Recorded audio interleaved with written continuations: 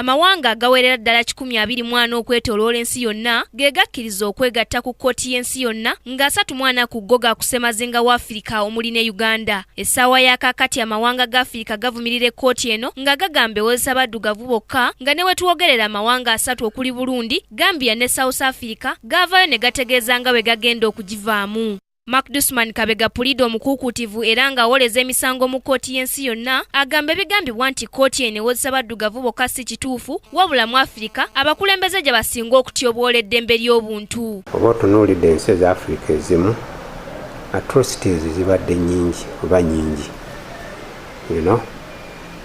nti leaders babeera mu buyinza busi babukozesa bubi era nga yeyemu ku nsonga yateekezaawo etteeka eryo ensi ezo era nga abantu zibafuga mu ddembe batulugunya okulaba nti bagwaberera human rights z'abantu. Amawanga gakirimaanyi omuli Russia ne America ge gasinga okuwagira kkooti y'ensi yonna okuteekebwawo wabula go ne gatassa mikono ku ndagaano yakukkiriza kuwozesebwa kkooti eno era nga nakati ge gasinga okuvujjirira kkooti eno. Gazze geetaba mu ntalo nnyingi okwetooloola eggwanga ng'olwa America ne Iraq mu 2003 omwafiira enkuyanja y'abantu n'oluliwo kati wakati wa Russia ne Syria olufiiriddemu abantu abatasobola kubalibwa. Kabega agamba osanga amawanga gano gamanya nti gaali gakuwakula ntalo zino ne gatassa mikono ku ndagaano.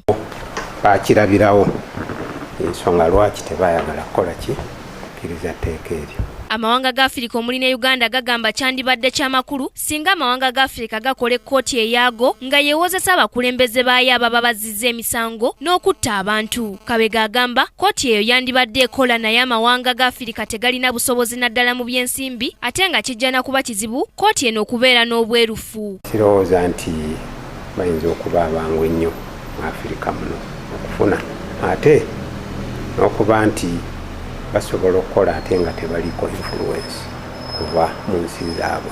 Kkooti y'ensi yonna ezeewozesa abakulembeze ba Afirika abawerako ku misango gy'okutyoboola eddembe ly'obuntu n'ekitta bantu. Ku bakulembeze abaakawozesebwa mu kkooti eno mwe muli Charles Taylor owa Liberia, Jean-Pierre Bemba owa Congo, Dominic Ongwen owa wano mu Uganda nga bano bonna bazze basingisibwa emisango. Ate bo abali ku kibaluwa kibakuntumye okuva mu kkooti eno mwe muli Pulezidenti wa Sudan Omar el-Bashir ne Pulezidenti wa Burundi Pierre Nkurunziza. Ku lwa Kingdom TV, Nasaka Joweria, amalindirire. This is Kingdom TV.